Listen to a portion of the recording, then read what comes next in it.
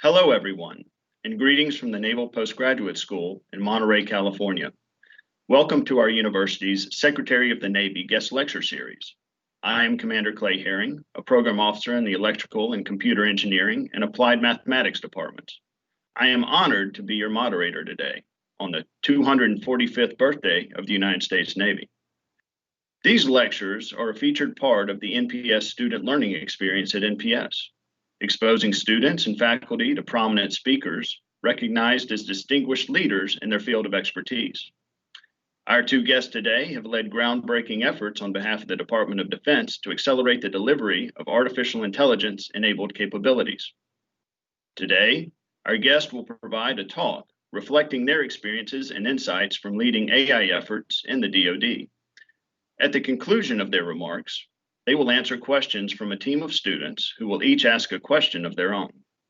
As time allows, the guest will take questions submitted by the live stream audience. If you would like to submit a question, please enter it using the link below the video. It's now my privilege to introduce the president of the Naval Postgraduate School, Vice Admiral Anne Rondeau, who will introduce our two guest speakers today. President Rondeau, over to you, ma'am. Thank you for hearing, and welcome to everyone from the Naval Postgraduate School here in Monterey, California, as well as our other viewers across the nation and the globe, able to join us today for this terrific learning opportunity on the matter of AI, of artificial intelligence. We're very pleased and honored to have with us today two visionary leaders who share the experience of leading the Joint AI Center and its mission on behalf of the DoD. Each of these leaders have led remarkable careers, and I would like to share just a few highlights. And of course, you can also read all about them on the internet. Lieutenant General Jack Shanahan recently retired from the Air Force after 36 years of distinguished service of the Joint AI Center, which serves as a focal point for all of DoD's AI strategy. In this role, he led several initiatives to enable AI development and adoption across the DoD and within the services. Prior to his appointment to the JAIC, the general served as Director for Defense Intelligence, Warfighter Support, and the Director of Project Maven under the Office of the Undersecretary of Defense for Intelligence. He has held numerous command posts, including 25th Air Force, and served in a variety of flying and staff assignments. He is a distinguished graduate of the Naval War College, and he earned a master's there in national security and strategic studies. He's also a distinguished graduate of the National War College, where he earned a Master of Science in National Strategy. What's interesting about the general is that he also has been a man who has had intellectual courage. And he's talked about, for instance, many different things that would include the very complex topic of transparency as it relates to AI and the government and industry. So this is a man who's been leading the thinking about this for a long time. Alongside the general is another remarkable leader, Mr. Nand Mulchandani, who served as the acting director of the JAIC following the general's retirement, and now serves as a chief technology officer under its newly appointed director, Lieutenant General Michael Groen. Mr. Mulchandani brings a tremendous wealth of experience to DoD from private industry. He is a serial entrepreneur, and he has co-founded and served as CEO of several successful startups that were later acquired by companies such as Cisco, VMware, and Oracle. He's also served as vice president of the market and of the development and strategy of Citrix, a leading vendor and provider of desktop visualization and networking infrastructure. He's a non-resident fellow at Harvard's Belfer Center for Science and International Affairs, and he holds a master's from both Harvard at the Kennedy School of Government and at Stanford's Graduate School of Business. What I want the audience to also know is that when these two leaders worked with us to prepare for this event, the conversation with them was just fabulous and very engaging. This will be a great hour. So students, faculty, staff, and all of our viewers, please welcome these great leaders and our students who will be their part of the Q's and A's. And Clay Herring, back over to you, sir, for this great event. Thank you, President Rondeau. Now we'll hand it over to our two guest speakers. Gentlemen, over to you. Okay, thanks, President Rondeau and Clay. Thank you very much. Happy birthday, United States Navy. Thanks to all the students at MPS for being here, and then the kind of the broader audience. So I thought best that we do is just, I'll give you a little bit of background of sort of how we got to the place of the stand-up of the Joint AI Center, or the JAIC, and then Nand will pick up after I talk for a little bit, and then we'll just go back and forth and get into the Q&A. But I want to jump right into it because there's a lot to cover and not nearly enough time to go over this journey. So back to my days of standing up Project Maven, the Algorithmic Warfare Cross-Functional Team, which is a really strange title to some people, but when you think back to Deputy Secretary of Defense Bob Work, he loved that name because he saw the future of being algorithm against algorithm, and I agree completely with him. It's just AWCFT is not a great title, so we became known as Project Maven. So what were we trying to do was focused on the intelligence enterprise, processing, exploitation, and dissemination. We had to find a way to get automation and augmentation, acceleration of PED. It just, everybody knows the story, just far too much information. Humans were doing mind-numbing duty, looking at video screens 12 hours a day. But we weren't looking for a 2x or a 3x solution in the terminology of sort of technology. We wanted a 50x solution. We needed something that would allow us to begin to really accelerate the fielding and scaling of artificial intelligence-enabled capabilities, starting with computer vision and then sort of broadening to natural language processing and some other AI kind of capabilities. And the interesting part was there wasn't really much, if any, available in the Department of Defense ready to be fielded. Some of the world's best R&D in AI, hands down, goes on in the research labs all across the country, to include, of course, the military research labs. It just wasn't getting into the field. It was a classic technology valley of death. It was stuck at a transition or technology readiness level of 5 or 6, and never quite got to the point where it was in a warfighter's hands. And yet when the team, the Marine Corps Colonel Drew Kukor, who stood Maven up, went out and visited industry, it was all over the place. In fact, we were being criticized, roundly criticized, by the Defense Innovation Board, led by Eric Schmidt at the time, for the department not recognizing the revolution that was going on in commercial industry.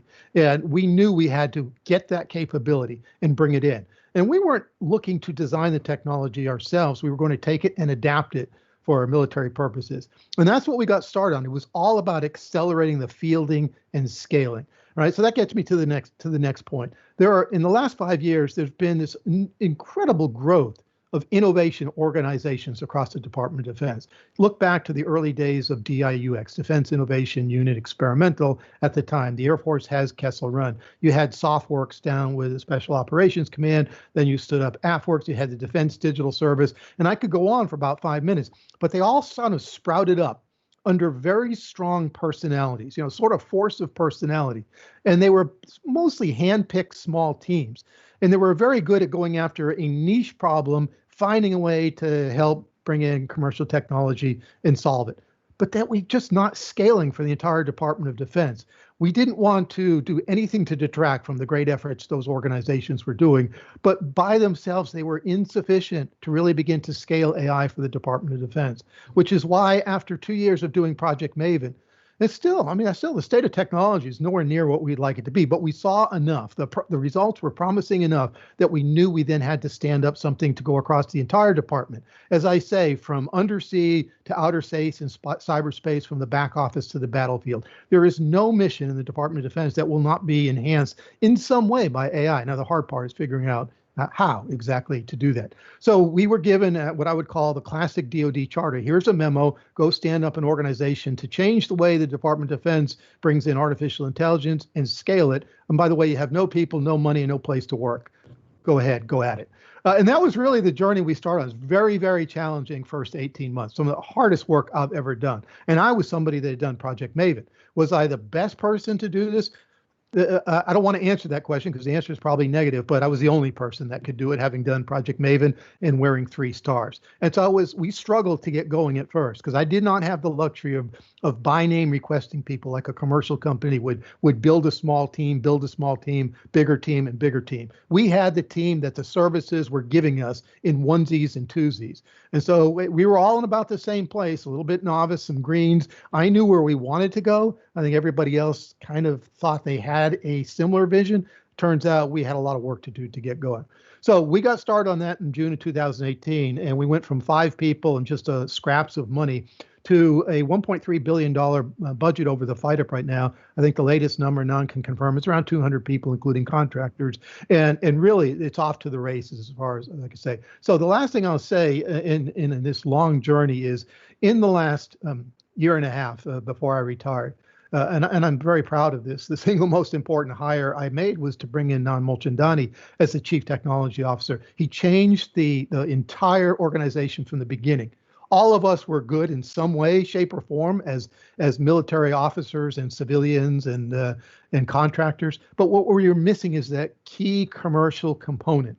Somebody that understood at his very core what product development means. And I say product very, very explicitly, no longer project management, which people are very good in the department of doing. What people don't understand very well is product management and product development, and a ruthless focus on user experience, user interface.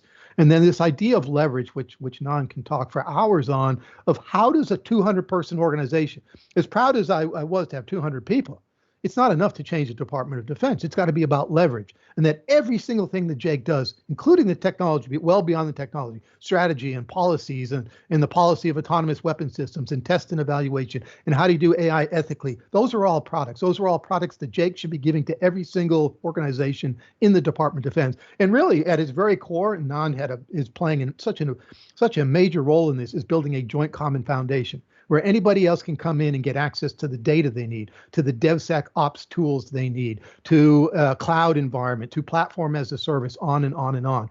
That, I think, in terms of legacy, will be one of the biggest things that JAIC is known for 5 years from now, is building this joint common foundation. But so that's the journey we took. But when Nand came in, so just changed the entire focus of the organization. Let's get back and talk about how do we build products and how we build products with the users, not only in mind from the beginning, but in mind from every single day that we're trying to develop those technologies. And then how do you get into a continuous integration, continuous development cycle, which is really one of the big, hard problems that AI faces. It's very different than any other weapon system that are on these long life cycles. So that kind of takes us up in sort of Reader's Digest form into the last 2 years. But then when Nand came in and then served as the acting director, I'm going to turn to him now because I think he can kind of pick up this story and go off in a lot of different directions. Nand, over to you. Well, sir, thank you so much, and you're too kind. I think the thing that I tell the audience here is that, General Shanahan, is a classic CEO founder. Basically, no money, no resources, finding an impossible task that is almost basically batshit crazy assignment for him to take. He took it on. He made it happen one way or the other.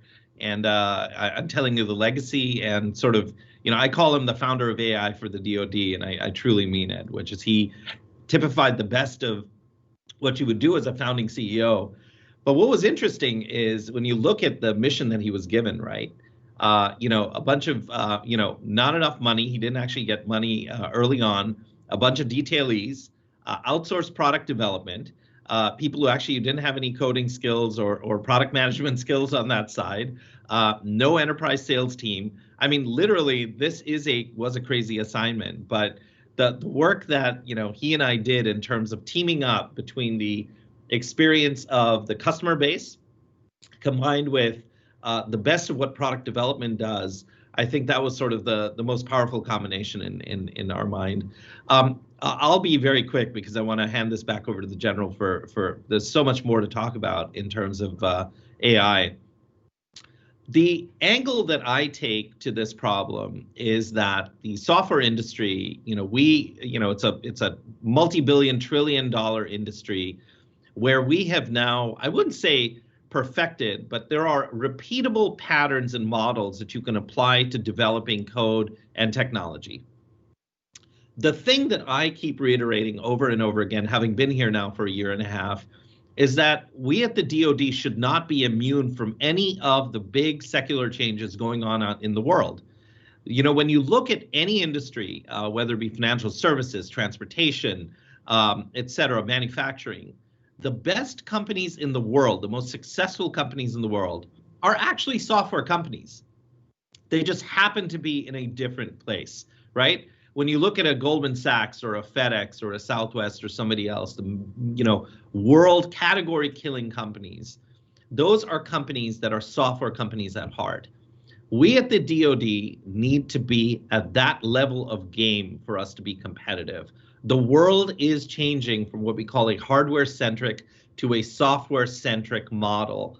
The flexibility, the cost structure, the agility, the integration, the data, those are all the sort of secular changes that the next generation of our leaders, all of you who are on the call, are going to have to take on and drive for us to be successful.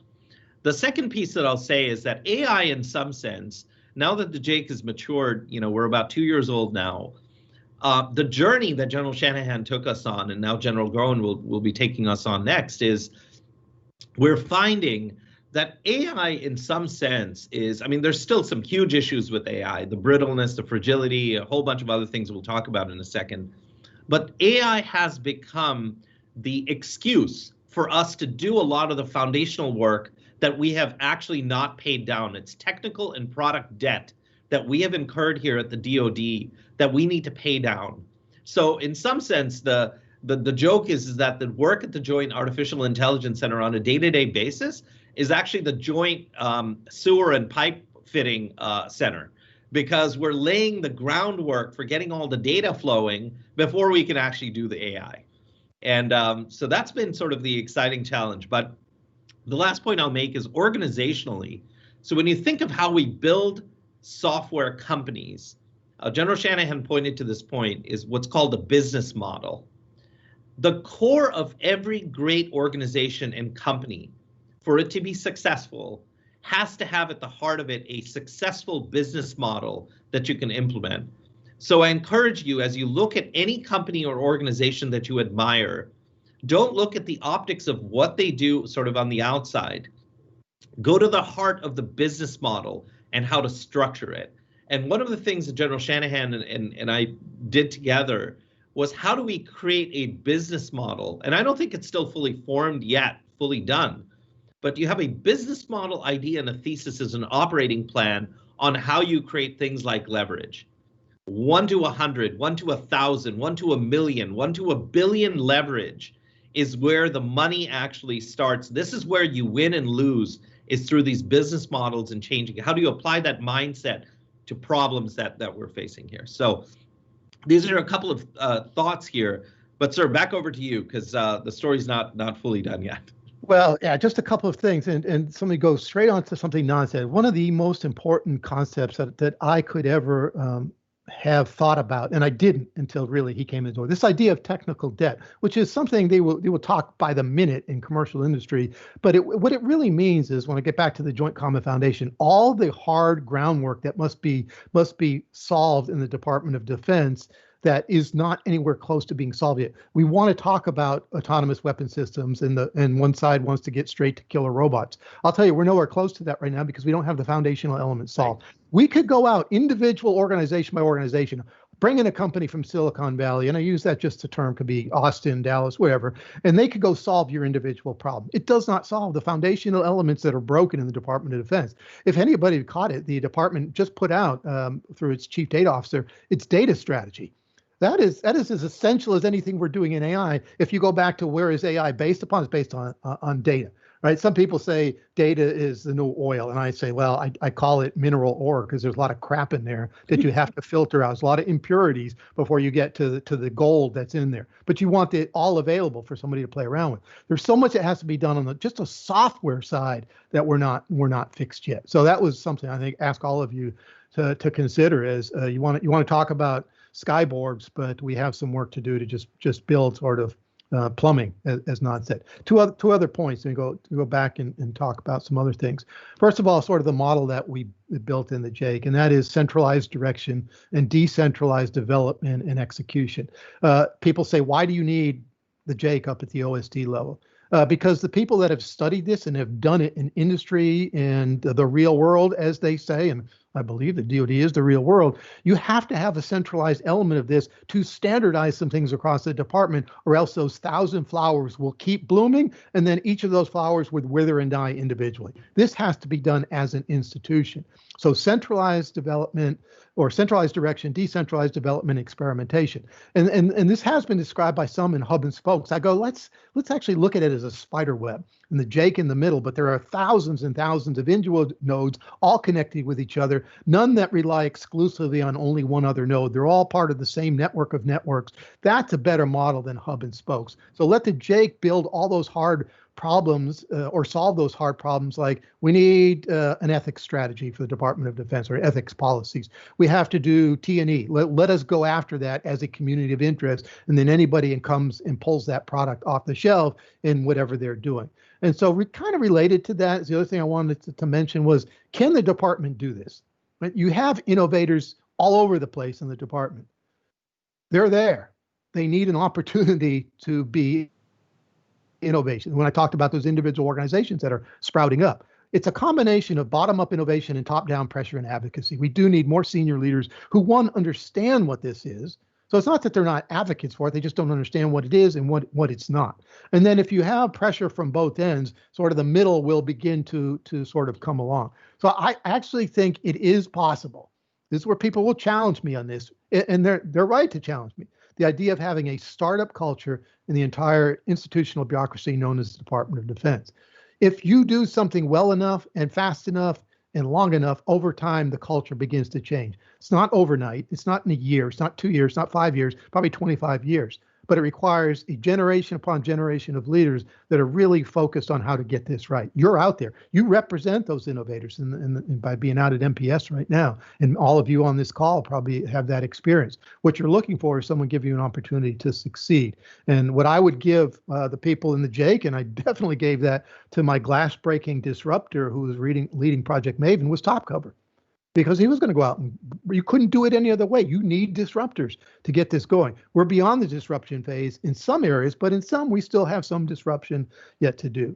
So, Nand, anything else you want to tag on after that? Yeah, no, I mean, that's absolutely perfect. I mean, part of it is, when you look at General Shanahan, I think, touched on the whole idea of a portfolio, for instance, right, where you've got certain areas of technology that, for instance, are getting scaled to a point where we can pass it off and scale that, right? So that goes through the JCF. That's the whole point of having a common infrastructure where you can find patterns. See, one thing that startups do incredibly well is a patterning, right? Finding those canonical patterns and building a highly leveraged solution set that can attack the pattern in a very low cost but highly leveraged way. So one of the concepts is you take things like predictive maintenance or things like humanitarian assistance, disaster relief, where some of the initial projects that the JAIC kicked off, they're now at a point of scale where we, the JAIC, don't need to go build this over and over again. We have the IP on how to get the data, what the tooling is, what the how do we actually build the AI around it is trivial. Point is how do we actually create a repeatable pattern and scale this thing to a point where everybody with an engine across the DoD can utilize this pattern. And then you go tackle other problems, like, for instance, UAVs, and there was a question, things like that, where autonomy and other pieces, the technology is not quite there. So you need a JAIC to be in the middle to assemble all of the issues, the entire supply chain of data, all the way to labeling, to curation, to AI model development, to pulling together the industrial base. When you look at our hardware-based, industrial-based, defense base that is not good at AI, And then you have our AI technology folks in Silicon Valley. Like, for instance, you would never hire me to go touch a drone, for instance, with a screwdriver, because I wouldn't even know where to start opening the thing. So to put the AI algorithm in, so you have to have the best of these worlds come together. And that's a whole nother aspect to what the JAIC is doing, is matching together the older industrial base with the newer tech, with the data, by the way, that we own. There's a whole other issue of adversarial AI and other pieces that we can talk about later around who owns the data and why the DoD, we in the DoD, never should be exporting that data out from here, but having the vendors come in and us being the integration point, or at least the deliverer of models and other pieces, where all of these things, the JAIC is actually figuring out for the first time ever, pulling all this together, and the capability is simply there for creating intellectual property, whether it be soft intellectual property, like General Shanahan was talking about, things like contracts, or how do we acquire or data rights, or other pieces, to hard IP, which is curated labeled data sets that don't exist today in the DoD that we actually need to build and own and deliver across. Sir, back to you. Yeah, it's an acquisition and contract is one of those leveraged products, right? We should not force individual organizations to go suffer the same pain that we went through in the early days of Maven. There are actually ways to do this quite well, and the 06 running Project Maven, he was an acquisition professional. He was a level 3 certified acquisition officer. He was an intel officer. He had been in combat situation. He sort of had it all in one package. So taking some of those Maven lessons learned, but now getting them standardized so that they're talking about a consortium right now. And it's an acquisition consortium of some type. Again, it's about having products for anybody else to use. And then in terms of the projects that Nand mentioned, predictive maintenance, humanitarian assistance, disaster relief, there's some fantastic work going on in warfighter health related in some cases to COVID-19. And then there's some joint warfighting operations and then process automation. And people have criticized a little bit in the beginning, well, why are you going predictive maintenance and HADR? How come you didn't go straight to high-end warfighting ops? That's where the future is. Well, the future, you have to go through a few steps to be able to envision how to get to the future. Go back to those foundational elements. We went with lower risk, lower consequence missions to learn the big lessons we needed to learn about everything from data to the how do we do this in an ethical, safe, and lawful manner to what does the Joint Common Foundation need to look like. So those building block approaches with those lower sort of risk cases, use cases, are extraordinarily useful for us to then jump into some of these joint warfighting operations. And there's a number of those underway right now, not looking to get into a lot of detail, but there's some related to cyber. There's some related to accelerating the whole sensor to shooter timeline. I'd say that is the biggest contribution the JAIC will make over the next few years to this acronym called CJADC2, Combined Joint All Domain Command and Control. All the services are doing some tremendous work in terms of that high-end fight, but what they don't have a lot of right now is AI-enabled solutions. The JAIC will stitch some of those different projects together and then have AI-enabled capabilities for use by all the different services. So, I mean, that's in a nutshell, it's kind of what's taken up to this point. And that's at the 30-minute point. But I think Nand and I would be interested in getting into Q&A just to give students an opportunity to ask us what's on your mind. Nand, if that's good with you, we'll just dive into questions. Absolutely, sir. Thank you so much, gentlemen, for that insightful dialogue. So we will get to the questions from our student team here. The first to ask a question will be Lieutenant Vikram Kant. Lieutenant Kant is a Navy cryptologic warfare officer who holds a Master of Science in Electrical Engineering and is currently a PhD student within the Electrical and Computer Engineering Department here at NPS. Prior to his arrival at NPS, Lieutenant Kant served at Navy Information Operations Command, Georgia. His dissertation research will examine a secure communications paradigm for the age of anonymity. Lieutenant Kant is scheduled to complete his program in September of 2022. Lieutenant Kant, what's your question? Thank you very much, sir. Gentlemen, thank you so much for taking time out of your busy schedules to come and answer some of these questions that we have as students here. It's an incredibly valuable opportunity to get your perspective on these topics. My question is, while AI and ML algorithms can analyze data and make inferences, they often cannot tell decision makers how they actually come to those decisions. So how do we balance conclusions from these types of algorithms with our usual decision-making processes? And then secondarily, from an AI and ethics perspective, you know, at some point, I may be in front of the Senate subcommittee saying, the machine told me that this was the right decision. How do you think we balance these types of issues with where AI is going to be in the future? Thank you so much. Yeah, so let me start. We'll try to make these answers between the two of us short, but we'll go back and forth, see if we can cover as many as possible. So these are issues that we were talking about every single day, and I think the problem, I won't say necessarily it's overstated about, well, the machine's going to make its own decisions. If you were to see the state of the art as it exists in DoD today, you would not be that concerned about that. Now, is it a concern for the future? Of course it is, which is why you're in that program going to get a PhD in this. These are things we have to think hard about, is what exactly is it doing? And let me tell you very quickly what I think is instrumental to the department getting this right, and that's test and evaluation. By being there and seeing how these operate under those conditions in quote unquote the back office, they learn so much about the capabilities and the performance. And we have a superstar that's running that for the JAIC right now. She was with Project Maven. She is leading an entire T&E community of interest for the Department of Defense. There's a lot of people that know how to do this right. Now, devil's advocate is when it's fielded, yeah, you could do all the T&E in the world on it, but it's still going to do what it does once it gets more data into it. But you still understand sort of the boundary conditions. You built it for a specific purpose, and it's generally going to adhere to that specific purpose. Now, once you start getting into the decisions about life and death, now we talk an entirely different subject. There's a whole DoD directive on autonomy and weapon systems, which was really written in a pre-AI world. It's still useful for AI, but Nand can talk to this. They're already looking at what do we need to replace that with. This issue of accountability is at the forefront. I am just sort of an old school, people are held accountable. I don't go for the machine made a mistake. Why did the machine do something it was not supposed to do? Was it a programming error, a software error? Was the data dirty when that went into it? Somebody is held accountable. That's why we're different as a Department of Defense. Somebody wearing something that resembles a uniform or a suit at some point is going to be held accountability. These are big things that we were talking about in the JAIC, and we hired somebody just to come in and focus on ethics, just as that is its own division in the JAIC right now, because we do have to think about 10 years from now, although we were focused in the JAIC day in, day out of. That's not going to happen right now. Nand, anything else on that? Yeah, absolutely. Just to extend the general's point, there are 3 or 4 issues that are highly, highly connected together, which you should be thinking of as a single core point.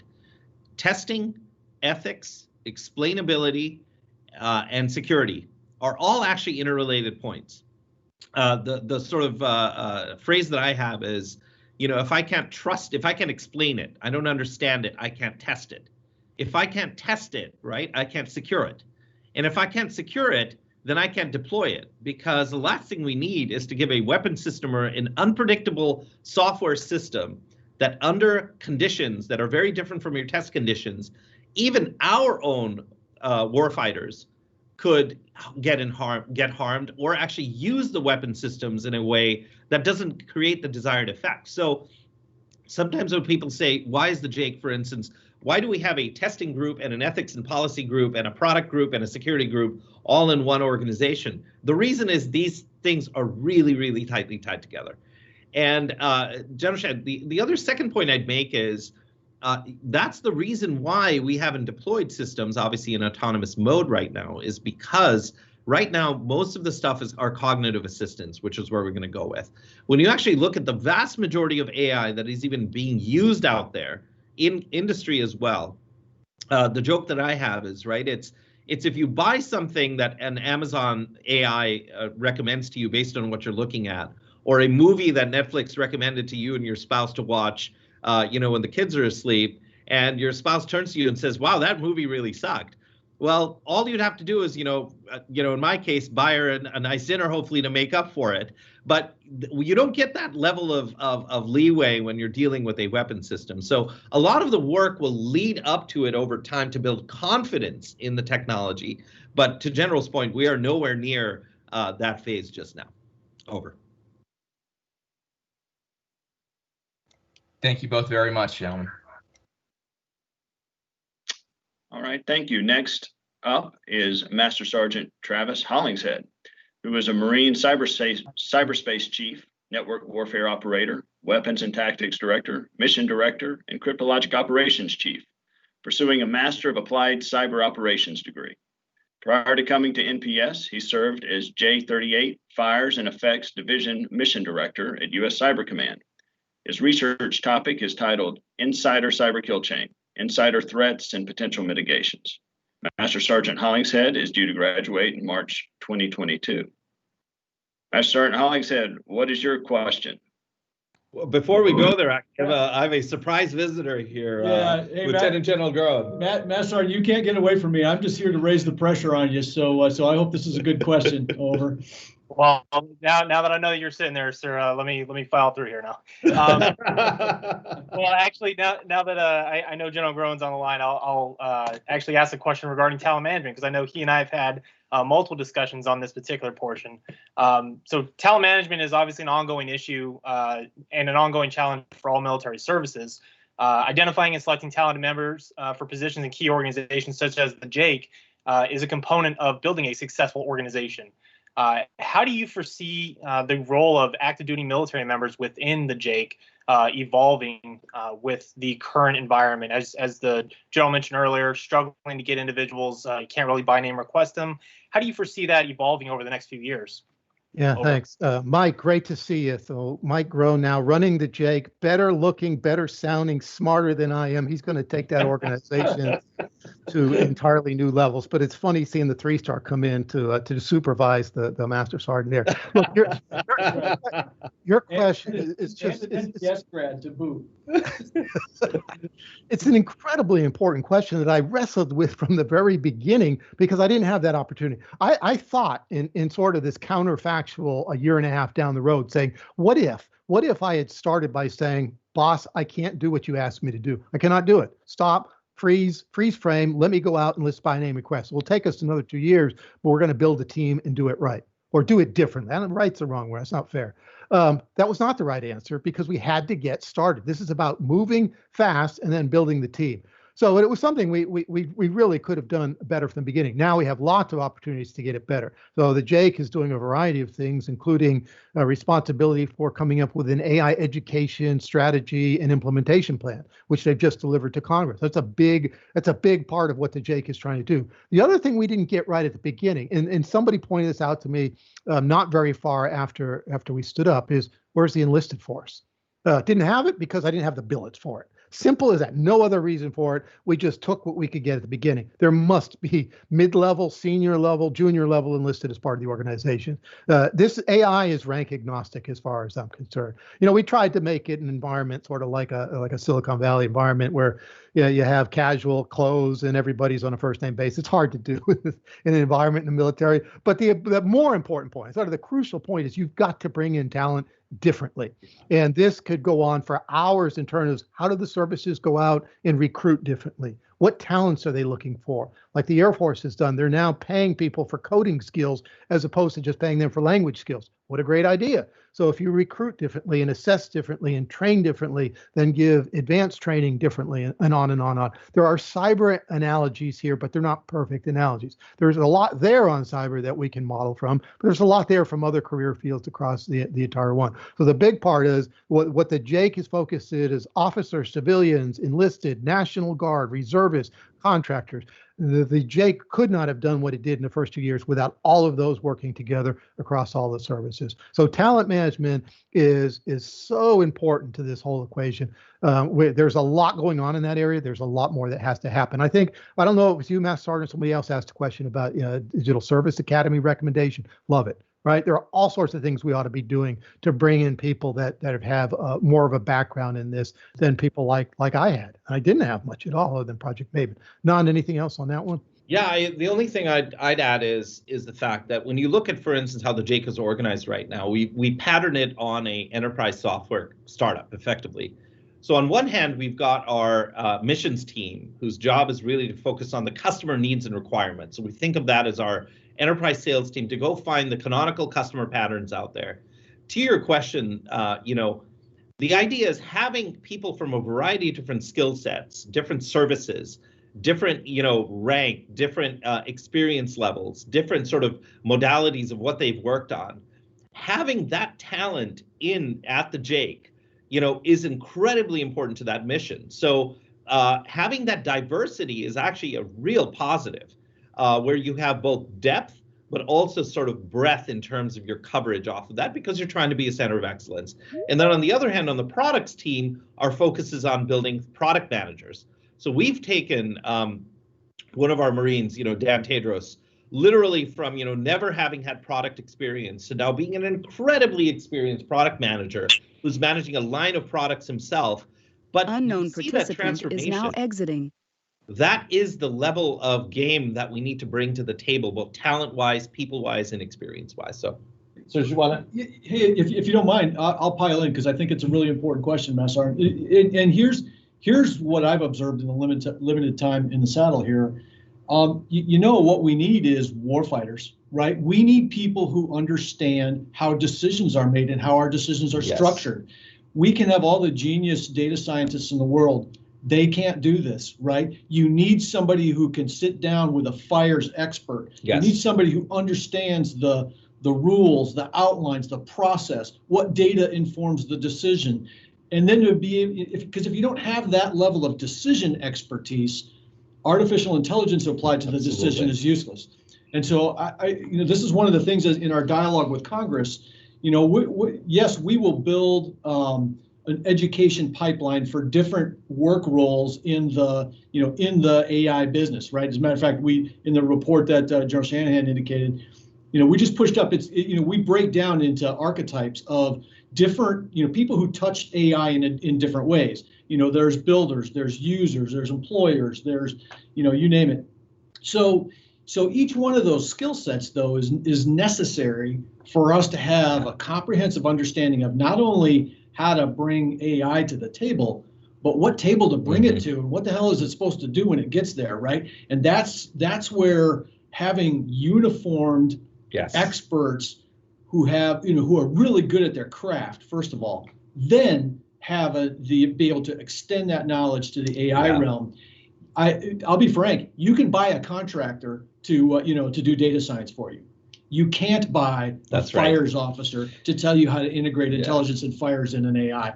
And so that kind of comprehensive set of skill sets is what we're after. No, it's brilliant. I mean, I'm sitting between two three-star generals here. So the key is that fusion between sort of the Valley tech with that, right? I couldn't even spell JADC2 or FATIDS, for instance, the other day, another acronym that hit me on the head. These are things that I can take a process and digitize it, but the process itself is part of the skill set and the IP that we have here at the DoD that's so valuable. So we need to take that IP, digitize that, platformize it, AI enable that, and that really gets us to where we need to go. Thank you. Great question. Awesome. Thank you, gentlemen, for your time. I really appreciate the answer, and hopefully we'll see some enlisted billets up there before I retire. Hey, we got one set aside just for you, Bessar. I think you just got that written. I'll give you a call later, sir. All right, Clay. Thank you, gentlemen, and thank you, General Groen, for joining us. Colonel Randy Pugh, our senior Marine officer, is not here in the meeting with us, but he is certainly listening, and I'm sure happy to see you on camera. Thank you very much for the opportunity. As an NPS grad, I could not stay away. He was in the office next door. I'm sure he was like, I can't stay away here. So, all right. Our next student to ask a question will be Major Patrick Rood, who is an Army Simulations Operations Officer studying computer science. His previous tour was with U.S. Army Forces Europe. His research interest involves improving human-AI cooperation in a competitive environment. His follow-on assignment has not yet been determined, but he will be graduating September of 22. Major Rood, what is your question? Good morning, gentlemen. This question is for both of y'all. How are we, as a society, ensure that our utilization of AI doesn't lead to any unethical applications? And more specifically, how well is the DoD doing with this? Yeah, well, I can't tell you how much time I spent thinking about ethics, and not in a let's just pretend we're talking about it and then get on with our business. It was at the forefront of almost every conversation I ever had was sort of outside the department, right? In fact, so much so that our people inside the department would ask sort of probing questions about why all this concern about ethics. those people did not understand the temperature of the water outside the department, which was very, very hot when it comes into this subject. Going back to, you could use Google and Maven as one example, but there were many others. Now, so there are companies that will say, look, it's the Department of Defense. We want to work with you on no matter what you're working with. The number of companies that say that with that blanket statement, it's very small, and they could never do all the business for the Department of Defense. I'm more interested in two things. One is being sort of open and transparent with industry that we do care about this, and two, we really do care about it. We are entering into the question that was asked earlier, into a different world, right? There are going to be things that happen differently with AI in a few years that are going to catch us off guard, just by the way the system's learning from data, capabilities are learning. And the sort of the canonical trolley problem in philosophy is digested all the time in academia on this very subject on AI. The JAIC isn't ready to have that level of philosophical discussion, but the JAIC is very interested in practical, how do we take the AI ethics principles, which Secretary Esper signed early this year, that had gone through about 18 months worth of really hard work by the Defense Innovation Board, talking with everybody in the United States in public settings, taking those, offering to the department adopting those AI ethics principles. Now, hard part, 18 months. Much harder part, implementing those AI ethics principles. So Alka Patel, who we hired into the JAIC to run ethics, is doing that right now. How do you actually take these principles and make them real? To the point where Nand has mentioned this before, are some of the initial contracts that were going out. We couldn't hold companies to their feet to the fire on do this, but we would put in the contract language, tell us how you would abide by these AI ethics principles. And I'll tell you what, nobody pushed back. Well, let us tell you how we think we could do that, and became a dialogue. So I think there's nothing more important right now. And some of this goes down to a core issue of sort of liberal democracy's view of the world versus authoritarian view of the world. And as many countries as we can bring together to have this conversation versus what we see going on in China today. That is a much different conversation for a different time. But I'll tell you, ethics was at the forefront of everything we're doing. Nand, anything to add? Yeah, just well, tons of things to add here. Like I said before, ethics, testing, explainability, security, et cetera, all tied together. So this is important for us to do from a practical standpoint, not just because it's obviously great practice. The point is that, you know, when there's any new technology, I actually, my second company got acquired into a company called VMware in the virtualization space, one of the biggest IPOs in 2007. There was a security problem, or a whole bunch of security issues with the virtualization layer. And one of the problems was the company did not want to engage with the press and analysts because it would be airing dirty laundry. The problem is that the more you clamp down and the more of a fortress mentality that you build around new tech and other pieces, it goes exactly the opposite way. Over and over years, you see that. So openness and engagement and a dialogue is always important. Not that you have to agree with everyone, but at least you're engaging with the dialogue. The other thing that's more of I think of an American sort of virtue and concept, the way we do things here, right, in our country is there tends to be a core thesis that you start with and things evolve, right? Other countries have a model where you will over-regulate something new early on that could potentially stifle innovation, take things in a very controlled way. Our country tends to start with something that's basic. The laws are the laws, right? AI is not upending the laws of our country. Those are still the laws. The question is over time, when you think at case law or how things get adjudicated, where the technology goes, we as a society are more comfortable with allowing things to kind of roll a little bit within certain constraints and boundaries to enable that to happen. And I think this is the right way for us to approach AI, because the boundaries of this technology are still not perfectly set.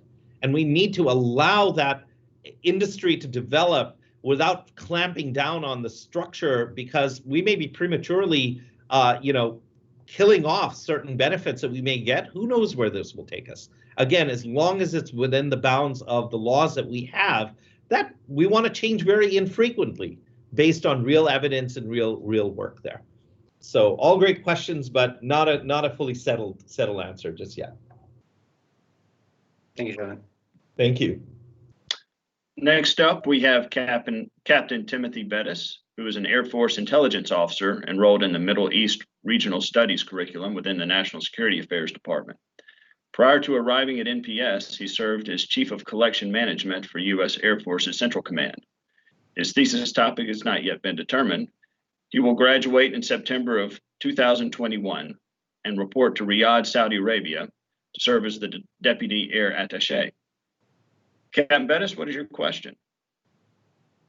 Morning, gentlemen. Thanks for the opportunity to ask a question. And General Shanahan, thank you for the perfect transition topic. The question I have is focused on the race. Well, specifically the race towards AI or AI supremacy has kicked off a heated competition between great and rising powers. For example, I noticed it's called the JAIC, not the CJAIC. What role does cooperation have in the pursuit of such a potentially disruptive capability? And how is the U.S. cooperating with multinational partners in this regard?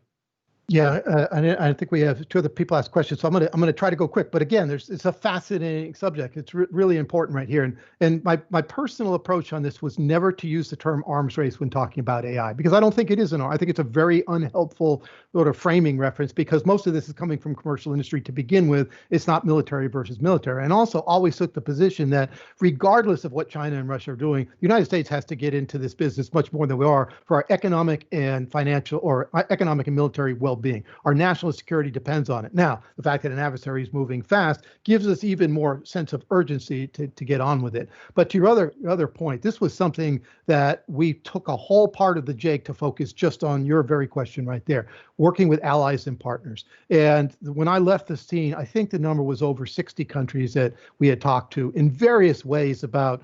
Mostly it was introductory. Said, okay, we now have a DoD AI strategy. Do you have one for your military? If not, are you considering one? What do you think it's going to look like? But that's begun to accelerate. And I know just within the last couple of weeks, the JAIC has released an AI partnership for defense. I think 13 countries came to the table, including some non-traditional ones that they're not necessarily just the Five Eyes or just NATO. I think you had Israel, you had Singapore, you had maybe a Baltic country or two that were in there. Why? Because they're moving the fastest in AI. I think there was this sense of, hey, if we show we're all together and moving quickly, we'll bring in others behind us to pick up the pace, because that's what we're worried about. We made some decisions very early on in both Project Maven and the JAIC to make this as much coalition, allies, and partners as we possibly could, as opposed to waiting 5 years down, turning around, and where is everybody? That's not going to work, because if that battlefield of future is an AI-enabled future for some countries, but not for others, what commander is going to trust who and for what reasons? So big emphasis. I went over with Nand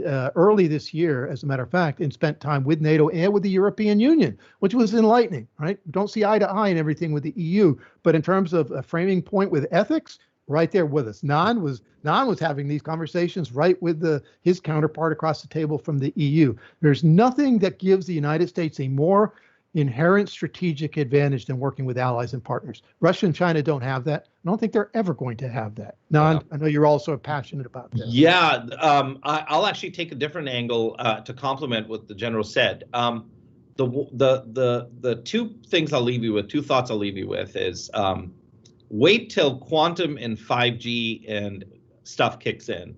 I know this is an area that General Shanahan often talked about when he was here, but this is coming. When you have insane compute, obviously algorithms still need to get developed, but AI, when you think of AI processing, GPU processing, having been involved in GPU design early on, 25 years ago when I was coding, when you look at quantum algorithms are going to be very, very well suited to the types of matrix and other types of operations that we're going to need to do in AI around that. And then you have ubiquity of network connectivity all the way to the tactical edge potentially. This could potentially be a game changer. So between data and connectivity and compute. So that's number one. Number two, our wars, our reach, the U.S. military's reach, the DoD's reach is global in nature. And I think the point that General Shanahan made is the partnerships that we're actually developing here, our ability to localize. So one of the data and localize our AI-based systems is going to be incredibly important. This is not a very well recognized or discussed issue just yet, but I think it's coming. Where if you're going to be sending our systems, our AI-based systems and our troops into areas where we have not hyper-localized the AI training and the data gathering from the theater that we're operating in, we will have a mismatch between the AI and obviously the systems that we've deployed there. the ability to gather, curate, and access that data for the United States is an incredibly important thing for us to deal with our global footprint. So those partnerships and those relationships are going to come in handy. And to the General's point, China and Russia don't have that global footprint that we have, and we need to preserve it and nurture it, because those relationships are going to become very important for AI from a data and other perspective there. Great question, though. Thank you. Thank you, gentlemen. We have about 6 minutes left, and we have 2 more students to ask questions. We have a number of questions from the live stream audience, and I'll apologize in advance that we won't have time to get to many of those. Hey, But for now, my recommendation would be to ask both questions, and then we'll try to answer them simultaneously. Yes, sir. So next up will be Lieutenant Kristen Ainsley, who is a Navy surface warfare officer studying oceanography within the Undersea Warfare Program. Her previous tours with anti-submarine officer on the USS Mustin. Her thesis topic is an analysis of the distribution of thermohaline staircases in the Arctic. After graduation in March of 21, she will report to Department Head School with follow-on assignment to Combat Systems Officer on the USS Mesa Verde. Lieutenant Ainsley, over to you for your question, and please select another from the live stream audience. Thank you, sir. I had queued up a question from Colonel Randy Pugh, U.S. Marine Corps, if I can go and ask that one. His question was, if much of the cutting edge AI and machine learning research is going to happen at commercial companies where it will be tightly held for its competitive advantage, what is the incentive for them to partner with the DoD as we seek to build AI-related combat capabilities? Nand, do you want to take that, because you've seen it from both sides? Yeah. So I mean, the intent of commercial companies is obviously simple, right? The DoD is one of the largest buyers of IT and infrastructure on the planet, so they have every profit motive to have to work with us. Now, the question is if they have the talent and the algorithms and other pieces, don't they have all the leverage? Well, the point is that we've got to get smart about generating leverage on our side. And the leverage in the AI world is data. And unfortunately, we've not valued data traditionally, where the contracts that we wrote and the work that we did with vendors gave them rights to our data. And we had to effectively either buy it back or claw it back somehow. This is part of the acquisition changes that we need to make here at the DoD, which hopefully the JAIC and the products that we build to standardize these data contracts and the centralization of labeled data becomes the most valuable asset. The algorithms, by the way, are following a traditional technology commoditization curve. Most of the stuff, by the way, is open sourced. So nobody cares about the data, and the compute is ubiquitous and commodity. So guess where the value is? The value is the data. We need to hug it. We need to curate it. We need to hold it tight at night, because that's our most valued asset. And that's where the leverage becomes. And we're becoming smarter about this in terms of bringing the vendors onto our enclaves, developing here the security of the data. We didn't get into the whole adversarial issue, where the last thing we need is data that we are going to train our combat systems on with AI somehow gets out of the DoD or available to our adversaries. That's another whole different issue that we need to manage. But again, it gets down to the data. Thank you, sir. Thank you. And you had a question as well, right? That you wanted to ask, or? Well, yes, sir. My question would be, in the Undersea Warfare Department, just how do we envision AI integrating into the undersea warfare realm? All sorts of ways, but we can't talk about it. Right. There is a great couple of programs going on in the Navy right now on this very subject. I mean, you think about, what is machine learning designed for? Right. Pulse signal out of noise.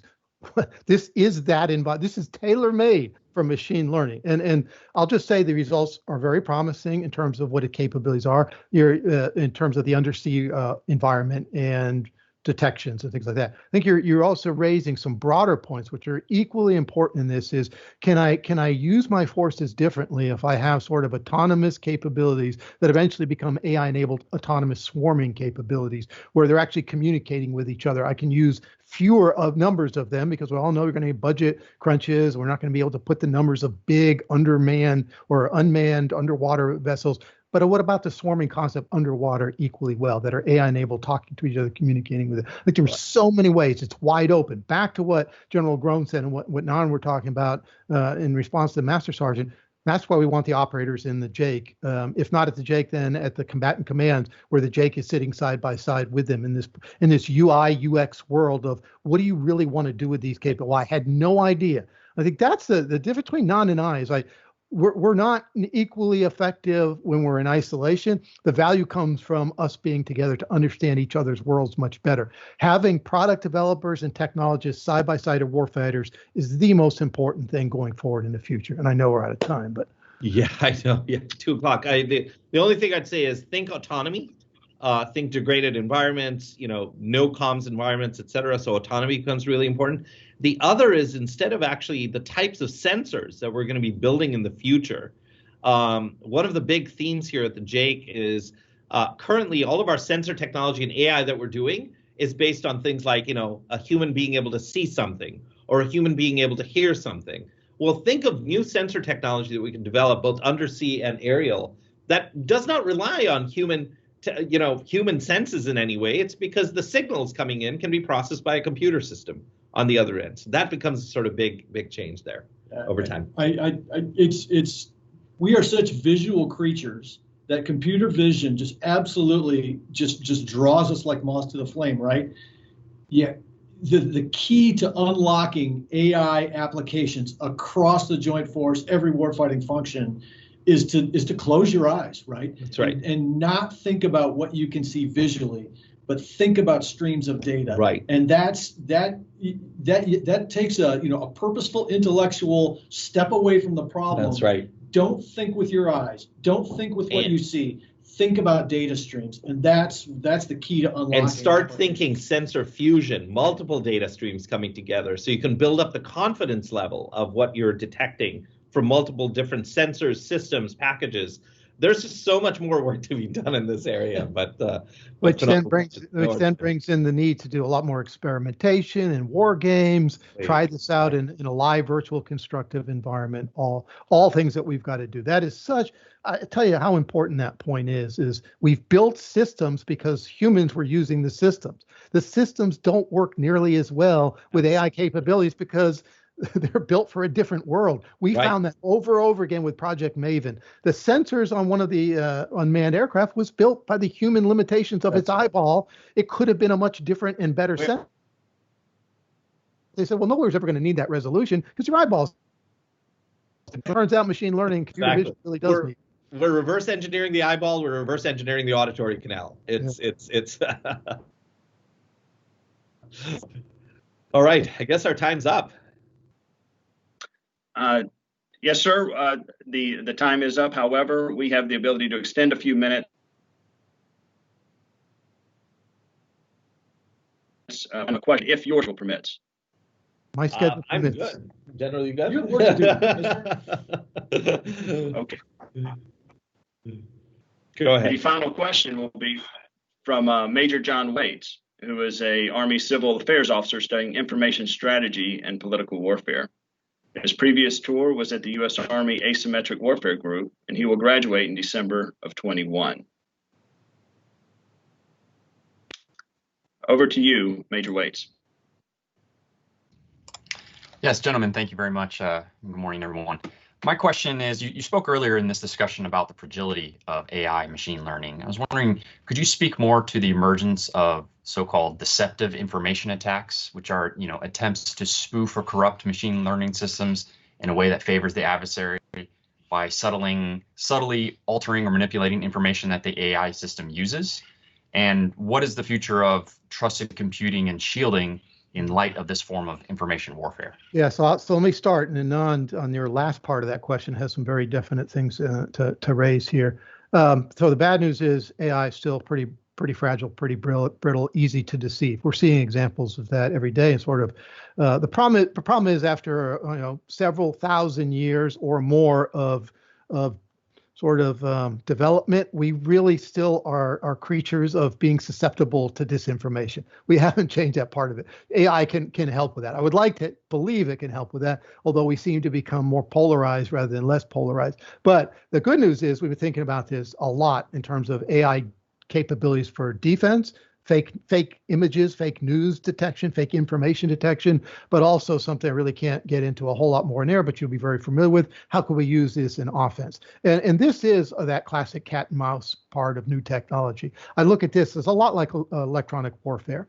You build a capability, somebody builds a capability to jam it, they build a anti-jam capability, then you build an anti-jam capability. It's going to be that way with AI. It's actually going to be really interesting and exciting over the next couple of years. I don't think you're going to be able to do it other than at the speed of machine to machine. So you're raising, I think, is a core important point is, do we begin to trust the machine so much we're missing something that's happening because no human is able to interpret context?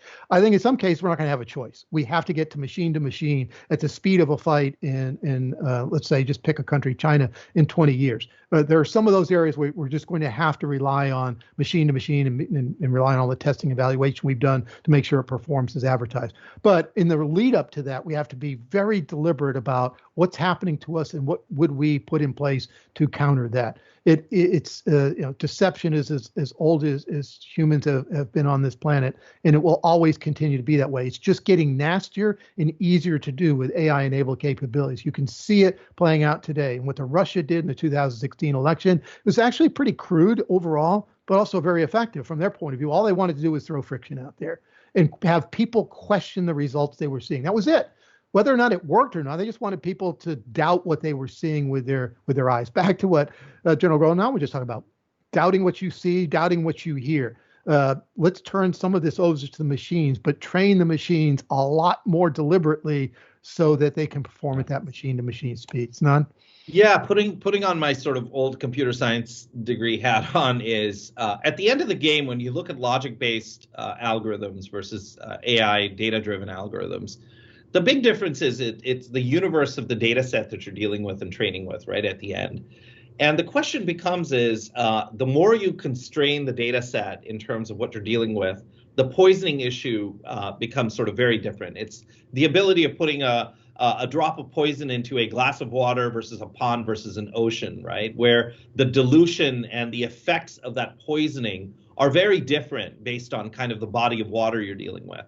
So in some sense, this issue of, and the inverse becomes the issue. It's because when you do training, as all of you know on this call, when you're doing testing and training, the cut of the data that you take and hold back for training versus testing becomes incredibly important. Whether you have a homogeneous data set, whether your data set is isomorphic across the entire plane versus a cut that's from one part of another.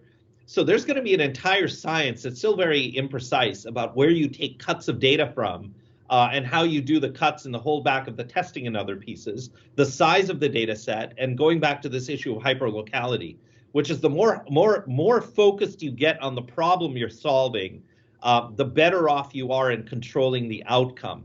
And so there's going to be an incredible trade-off that we learn. We don't have any idea of how we're going to do this at scale just yet. But these are the knobs that we're going to be having to deal with over time. So you've hit on an active research topic, but this is one of those things where the data piece is going to be the key piece, not the sort of algorithms, if you may. The only last piece, the infinity case, if you think about it, is something like GPT-3, right? Where you're doing NLP on, a book worth of text versus 10 books versus 100 books. And then all of a sudden, because you have so much compute, you can throw out the problem, you go to the entire internet, right? And you basically say, great, we're going to go to the largest corpus of data out there and just suck everything in and train something on it. And you can get to sort of asymptotic sort of performance. But the question is, how do you actually take something like GPT-3 and try to trick it? You can do it on a case-by-case basis, but in general, it's performing actually incredibly well because the data set is the entire universe, right, of content out there. So anyways, it's a lot of math and sort of thinking through it, but a very fascinating area. Sir, you had something? Oh, cool. Okay. No, I can't improve on that, Nand. All right, well, thank you so much, gentlemen, for your time today. That will conclude our questions for this SGL. I'd like to turn it back over to President Rondeau for her final thoughts and wrap up. Over to you, ma'am. Well, what a fascinating and fabulous time, and gosh, we need to have you back. This conversation's been just terrific at so many levels, so great. I would like to invite all of you, both generals and Mr. Mulchandani, to give some final remarks. And Lieutenant General Browen, that includes you, because we don't do a lot in alumni giving for asking for money, but we do a lot alumni giving in terms of asking for leadership contributions. And you obviously are right in there with that. So, sir, if you would start with final comments, and then Nand, you, and then General Shanahan, if you would then wrap us up with final words. So, Mike, over to you, sir. All right, thank you, ma'am. I really appreciate it, and thanks everybody for letting me sit in on the call. And to Randy Pugh and Master Sergeant Hollingshead, thank you both. Anything I've achieved, it's been on the shoulders of great comrades, and so you guys both fit that category. And good luck to all of you on your thesis. I would say this, ma'am. You know, you're going to roll out of NPS, and you're going to have great technical creds, and you will have really focused for a couple of years. It's really critical that when you go back to the fleet or the force or whatever it is that you go back to, that you really think warfighting, right? And that you really grab warfighting problems and understand the processes of the department, know how intel guys work, know how fires guys work, know how maneuver guys work, know how aviators work. So that way you can bring your technical knowledge and the things that you've learned to bear on different problems, right? So you're learning problem solving, not necessarily expertise in one's technical niche. You're going to go back as sort of uber experts who can grab a problem, understand the aspects of it, and then solve it from a warfighting, with warfighting credibility. So I just challenge you all. That's where you're going to make your money after NPS. And other than that, NPS was the best couple of years of my life I've ever spent. So, make sure you get on the bay and sail and ride motorcycles in Carmel Valley and all that kind of stuff. Otherwise, you're not doing your NPS right. Thank you very much. Wow. So I'll compliment what the general said by saying that all of you are, going to be the future leaders of the DoD, right? The generals, the three admiral and generals that are here. That's the aspiration and hope that all of you will make that. The piece that I'd add is taking the warfighting piece, but adding in the business piece. Think of your responsibilities as running a business, a P&L. Even though the military, you can't think of it as a profit center and other things, but the dedication to customers' needs and requirements, understanding that, building great products with the money that we have, delivering that level of customer satisfaction and fit between what our warfighters need and that. As you're going to progress in your careers, you're going from, I started as a programmer, then moved into sort of technical management, over time, business development, marketing, and then you end up as a CEO one day. Well, think of yourselves as aspiring CEOs who one day will be running a business. You're not just running warfighting or technology or other pieces. You are making dramatic business decisions that have trade-offs and leverage and models and plans involved. These are things that they teach outside and inside the DoD every single day. Always continue to keep that in your mind to fuse the best of warfighting with the best of how you run industry and business together. I think that will be the model of success for us in the future there. Thank you. And ma'am, thank you for hosting us. It's been really, really fun. Sir, over to you. Yeah, thanks everybody for this. I can't tell you how exciting the next couple of years are going to be. I go back to what Nand said at the very beginning. It's now moving beyond the founding stage to delivery and scaling stage, which is an important distinction. One of the reasons I backed away is because I knew it was time for somebody else to come in and actually scale this. We spent the first 2 years building the organization, bringing the services into the fold. The next couple of years will be about the combatant commands and warfighting. And I see a comment in the chat on Lieutenant Colonel Rick Tuggle, not to call you out, but I don't know what strategy you were reading. If you read the unclassified version, I thought the classified version is an outstanding strategy. And there's a lot of meat on the bones about how do you begin to build these capabilities. And if you think we're moving too slow, well, you've got to build those foundational elements. I don't know if you've been involved in an AI project, but it takes that hard work on the front end. I just have to repeat that because people want miracles to occur very quickly. They're on a technology S-curve. There's a sigmoid curve to be had here, and it's a little bit of a plateau right now, and we grant that. The only way you start getting up the hockey stick is you really go after the foundational elements with a vengeance and fix those to allow all those elements to get done and get done quickly. So there has to be sort of this building. Don't crush those 1,000 flowers blooming. There's so much good work that's going on, but give them a place to come to and that have that centralized direction, and then get on with the business delivering AI capabilities. I'll tell you, I think I'm a little bit of a realist in that. Hey, I know what capabilities look like today, and maybe I'm too much of a pessimist that it really is going to happen much faster than any of us anticipated. Maybe some of you are anticipating the art of the possible is going to happen, but it requires the next couple of years of enormously difficult work to get those foundational elements built, and then boom, it starts happening. And of course, as soon as you start doing some things, it begins to accelerate some more, and then you start bringing operating concepts into the picture. That's the last thing I'll say is technologies by themselves are nothing more than enabling capabilities. This is about how you bring those capabilities together in new, creative, and innovative operating concepts that won't be done by the JAIC. They'll be done by warfighters, people at the tactical and operational edge that say, oh, now that you've given me a capability, I really think it can do this differently. That's where we're going to see the big change. Once they get their hands on minimal viable product, 50, 60, 70% solution, not a satellite of 5 nines, right? This is a 55, 60%. Take it, ring it apart, tell us what works, doesn't work, come up with new operating concepts, and then the world begins to change. I think that's what we're going to see over the next couple of years. So exciting times for all of you. I think some food for thought for you to looking at research programs, but I hope all of you consider opportunities back with the JAIC at some point in the future. So Ann, thanks very much for the opportunity, and Clay, and I'll close it out there. Well, we are very, very grateful, Generals and Nand, for your time, for your extraordinary dialogue. As I say, we will seek to have you back, and General Groen will come to you with an alumni donor request. Okay. But anyway, we thank you very much, and on behalf of the faculty, the staff, the students, and of our country and of DoD, thank you for what you're doing and leading, creating, and pushing us all to a better place. With you as our leaders, we'll continue to gain and win and prosper as a democracy, and we thank you so very much. We're going to go ahead and sign off, and again, thank you all very much. Out here. Thank you, ma'am. Thank you, ma'am. Thank you, everyone.